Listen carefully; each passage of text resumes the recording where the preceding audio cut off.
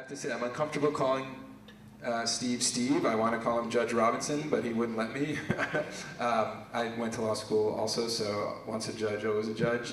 But I will accede to his wishes and say, speaking from your perspective as both a federal prosecutor and a federal judge, can you talk about both how you think we got here and what you think, what role you think prosecutors and judges play in the maintenance of the system that we have right now?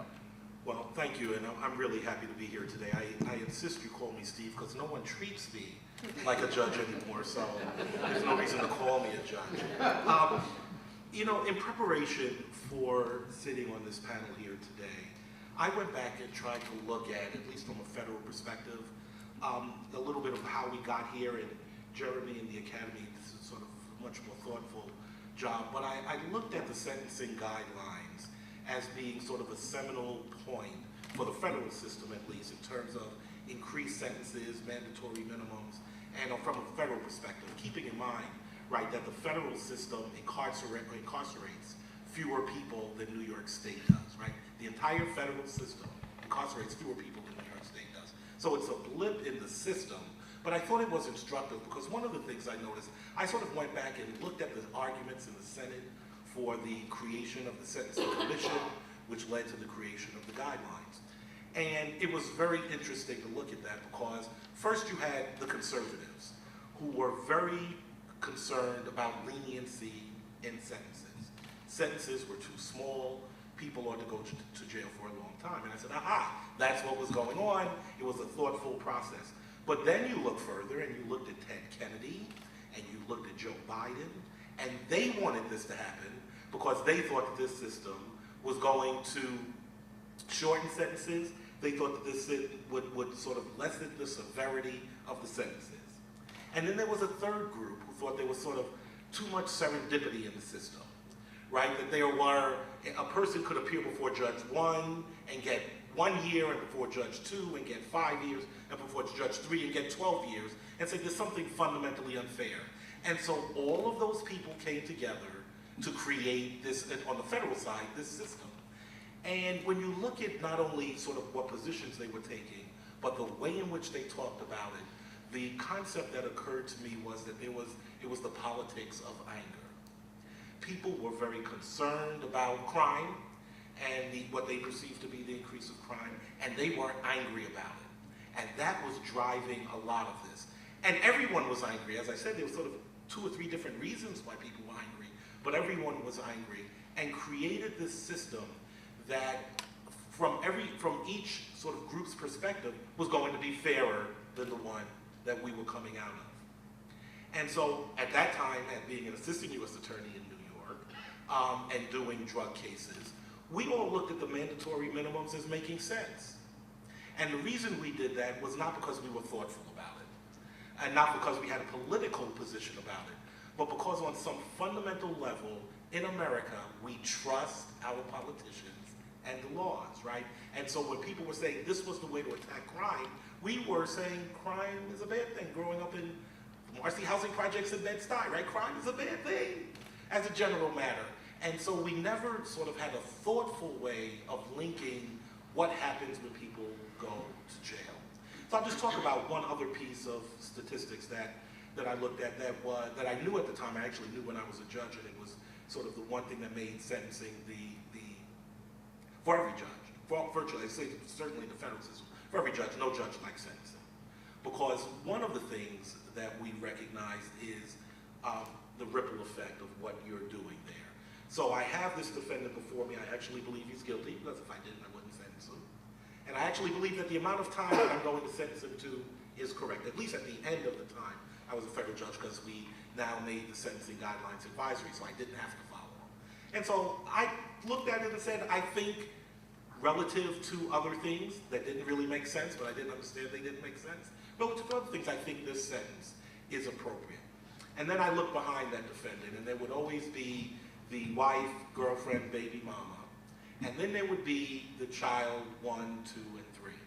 And you understood that for an African-American male whose father is incarcerated, it is more than a 70% chance that that kid will also end up in jail. So I'm not sentencing that father, because I actually believe the person did what they did. I actually believe the sentence is just, at least as I understood that concept at the time. But I look at that kid behind him and said, but I'm likely sentencing that kid to jail, and frankly, if there are two kids, I'm definitely sentencing one of them to jail, because it's 70% of the time, the kid's gonna go to jail. So one of the two, it is likely to happen unless we have a system in place. And the last piece of this that I'll talk about, and then I'm gonna take a little bit of a contrarian position about why Wall Street should care. The last piece of this system is you understand that our correctional facilities are corrupt. And they are corrupt in the sense that we treat them as warehouses. We don't make an attempt to rehabilitate, to educate, to rehabilitate in terms of problems that people go there with, whether it's a drug problem or it's psychological or emotional problems or the like. We don't do that, and so we make it virtually impossible. And sort of Glenn is in that regard an exception, that we don't make it as possible for people to get out, separate and apart from what we do when we get out. We take away your right to get certain kinds of licenses, so you can't become a barber in New York if you've been in prison.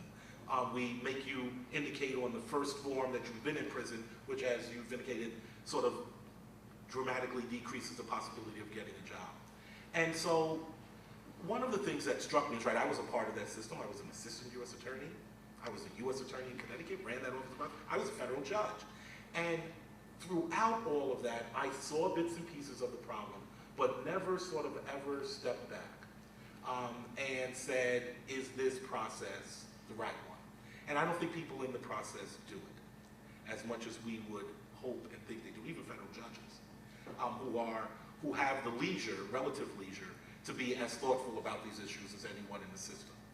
And I am not calling out any of my colleagues, I'm calling out myself for not understanding how I was participating in this in a way, and then making some adjustment in the way that I did it. I'll just answer one more thing and then I'll shut up for a moment anyway. Why should Wall Street care? I'm not sure that saying to Wall Street that there is some economic value missing here will ever make them care. I don't think it will. Because I think Wall Street that I know, Wall Street that I represent, Wall Street that I know, sits back and says, we're doing fine enough right now. I don't live in the communities that these folks are coming back to. The jobs that they're going to get are not in my shop. They're not affecting the world that I operate in, and they're not going to affect my finances. And I think that we have a much more difficult task.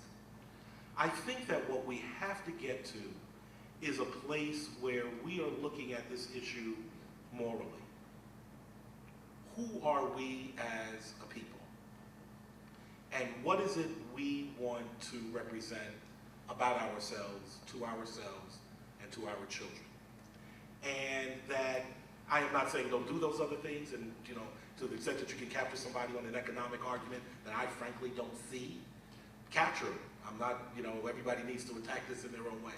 But I think that we need to, so I'm going to get myself in trouble second time. The last time I was with Nick Turner, he had me on a panel at the Vera Institute where I made statements about there is no, that we cannot morally justify the death penalty.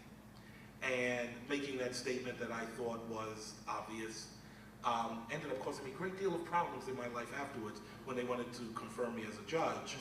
And people said, you said what about our system? And so I'm going to say something again today that I just think is sort of obviously true.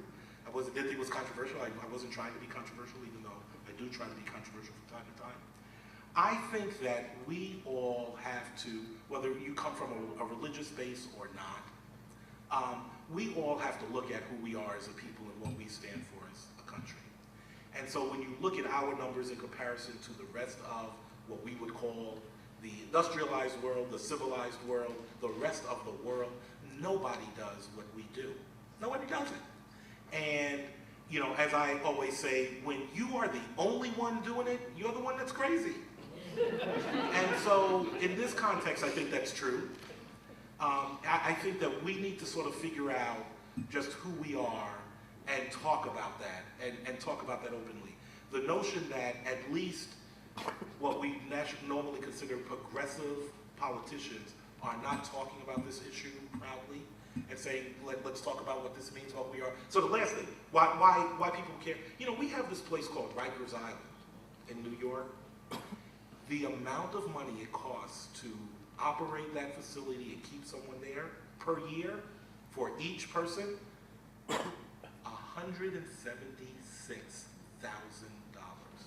per person per year. That's extraordinary. So you say Rikers is different, so it's a little island and you need this whole system set up to keep it there. If you look at states that, or cities that do it, LA, when they incarcerate, they're spending about $47,000 per person per year. When Chicago does it, they're spending about $52,000 per person per year. Right, that was the tuition to send my daughter to freaking Stanford. And we are happy to spend it in that regard. And we aren't happy to sort of intervene early to try to keep people in school. When you hear these statistics about if you're a high school dropout, that's something that we can attack as a society, and we should. All right, thank you. Thank you, Steve.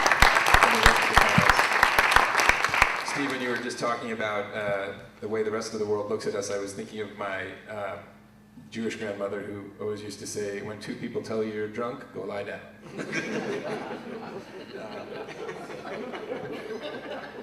So we only have about 5 or 10 minutes left, and there's so many issues to cover here, and the panelists here are so well-versed in them that we could talk about them all night. I'd rather open up the floor and give people a chance to ask some questions or challenge the panelists or things that they've said. I think there's a lot that's already been said that we can talk about, or you can bring up new issues that you're concerned about or haven't heard about yet. So, sir, if you'd like to start us off. Yes, I would.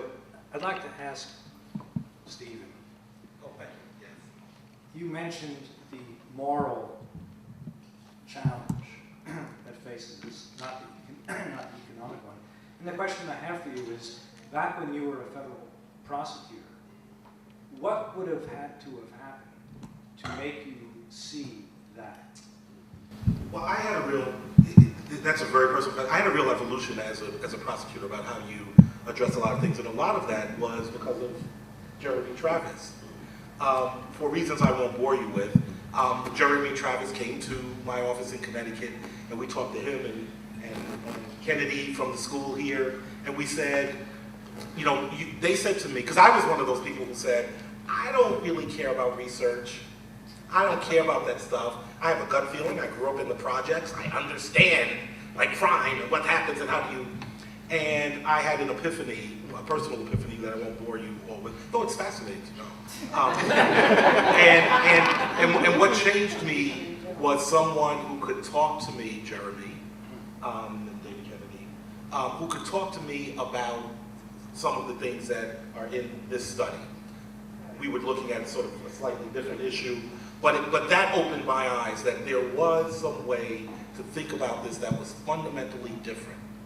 And the Justice Department back then under Janet Reno, now under Eric Holder, there are a wave of prosecutors who are thinking about these issues differently. That Jeremy's also a part of, of work that I've been participating in for quite some time. But I really had to have my eyes open because there's this sense of, we operate from this sense of we know. And particularly when you're young, and I'm no longer young, unfortunately, when you're young, you think that you know everything, right? You don't know what you don't know. And it's until you get older, you start to see the world, and you start to get exposed to people who have a really different experience, that you start to say, oh, there's a different way of attacking this problem that I care about. Because I can't say this fully for everyone, but I will tell you that every federal prosecutor that I've ever met really wants to do the right thing. They really do. And you need to sort of figure out in my office, you know, I called them in and said, this is what we're going to do. And, you know, I'm going to make it a part of your performance appraisal. And so if you don't like it, there's nothing really you can do about it. But don't worry, because I won't need you as attorney until the Clintons around, and then you'll get somebody else to do what you want.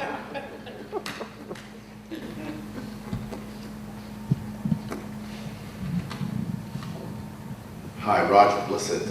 Just a question for the whole panel to address.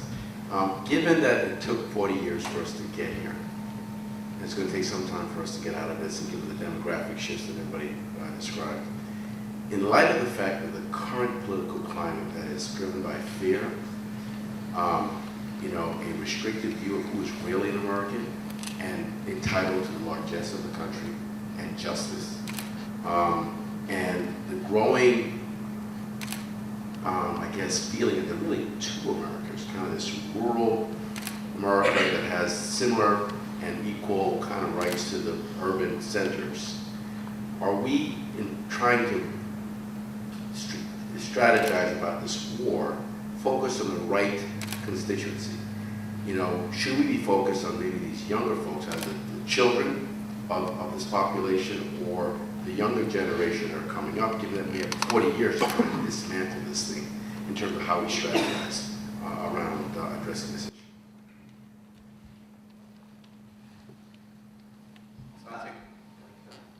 I'll take a swing at it. I'll be brief. So for me, a year ago, I was sitting at home and I was with my 3-year-old, maybe a little over a year ago. It was around the 50th anniversary of Martin Luther King's I Have a Dream speech, and it was playing in the background, and I just heard it differently than I've ever heard it before. I've been working on these issues since I stepped out of prison. And what I was reminded of in listening to his speech is that if you look forward, it's really daunting, because we got ourselves in a really big mess. But if you look backwards in this country and some of the things we have been able to solve as a country, as a people, it seems much less daunting. And what I realize is that the base on this issue hasn't been mobilized. The people most impacted, the people that have the most stake in the outcome of us getting this right, have not been mobilized to be a part of the solution. And so I think there's huge value in this grass tops conversation that we're having and bringing corporate America to the table, and President Obama and the Attorney General being on top of this. I think there's obviously huge value there.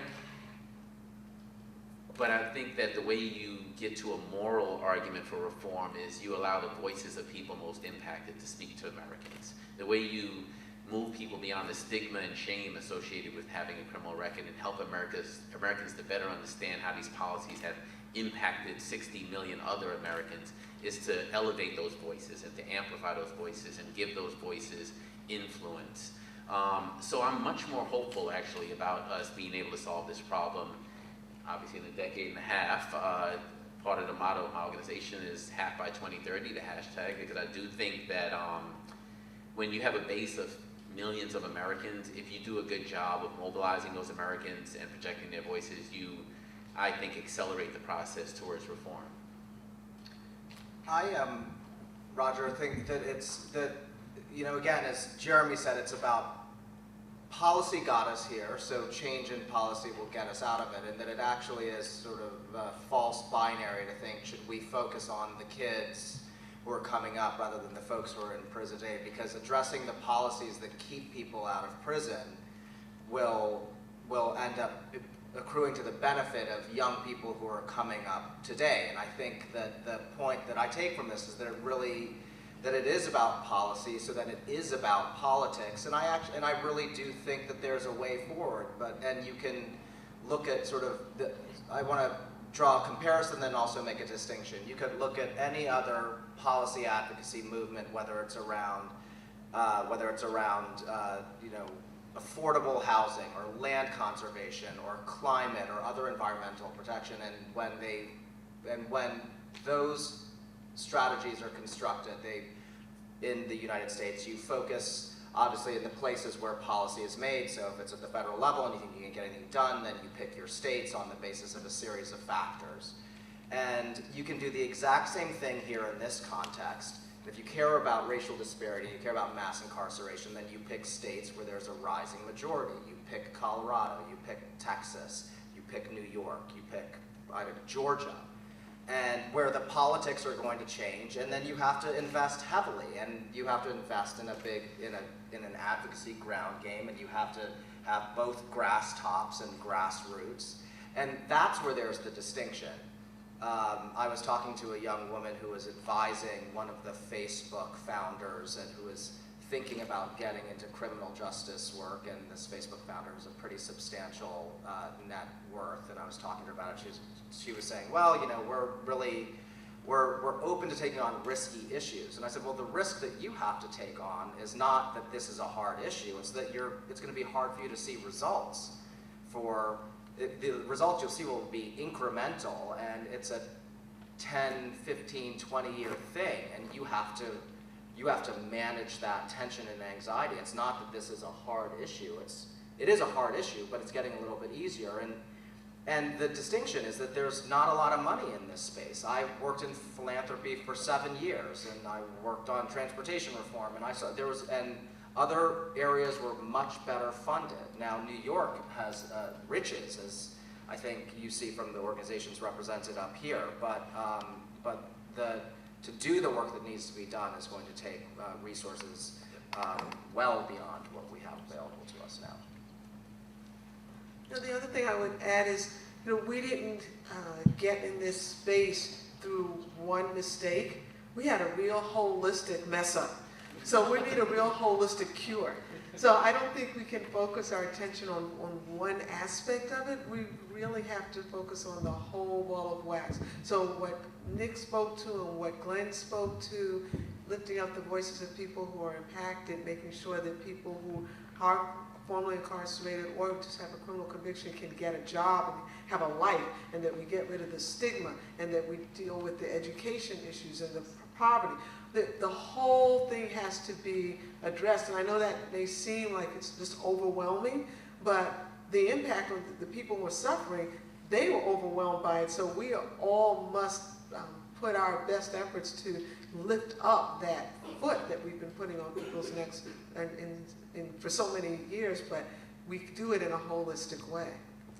So I want to I confessed to my pessimism before the new normal versus tipping point choice. Let me let my optimistic self shine for a moment here. So if it is a tipping point, and the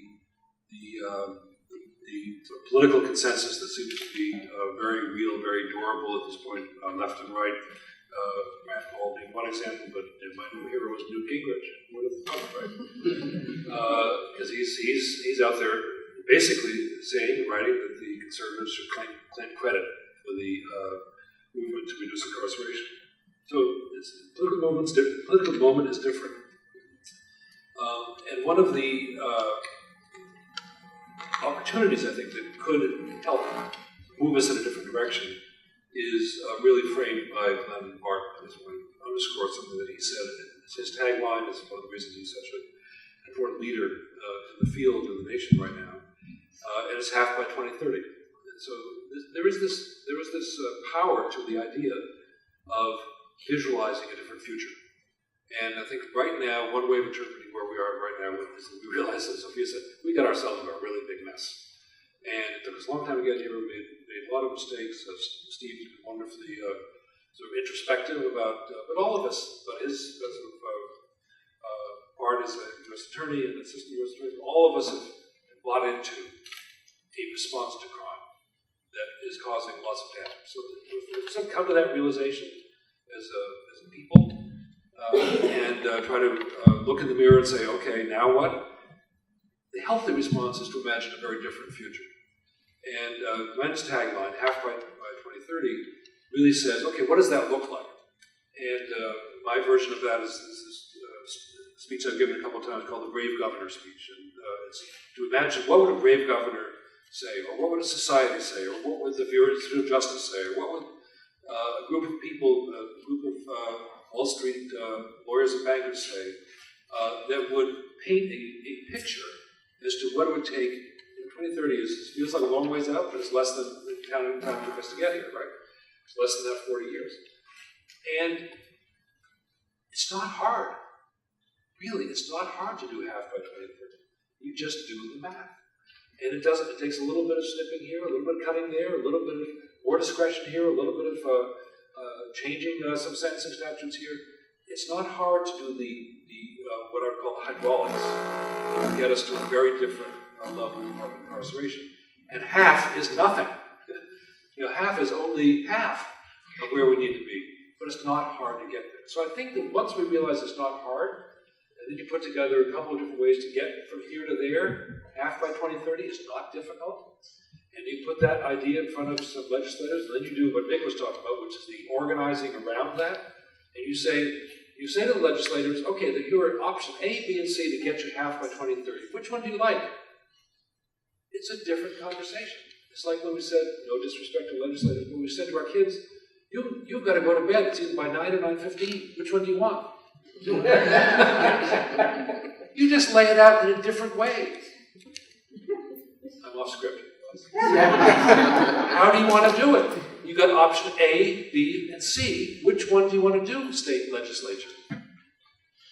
Now, states have shown, forgetting the referendum, states have shown, like California, that they can do this under duress. It's the Supreme Court that made California do whatever they've done, and it's not enough, and they're still resisting. And a couple of our colleagues, Jim Austin went out there and testified before all the federal courts and said, that's easy. I can get 30,000 people out of the California system by tweaking a little bit here, a little bit there, and that's what they're doing. Easy. It's the politics that's hard. But I think the politics gets easier if you imagine a different future. And imagining a different future is something that I think we can all do. This is the second half of the Wave Governor ideas. Let's just imagine some modeling. Statistical folks do this easily. Modeling that'll get us, and then you can say, here's what, so Nick, this is in anticipation of our breakfast. So here's what is the next idea, is to say this is really off the charts. Ready? So, we're Brooklyn folks, right? Go for it. So here's the Brooklyn idea. We're going to secede from the state. And we're going to do sentencing differently. Because we're going to take one of those models and actually imagine what the money would be that would come back to us if we didn't spend the money this way. And we're going to spend it on, you name it, drug treatment. We're going to spend it on things that make a difference, on some sort of transitional helping people coming out. We just want to spend those same dollars differently. That's what you can do with the model, right? And you say, okay, let's imagine that different future. Then it gets to be fun. Well, I hate to cut this short. We're already over, and there's, I'm sure, much more to talk about, but I think that's as good a note as any to end on. So I want to just thank the panelists and Jeremy for a great event. Thank you all.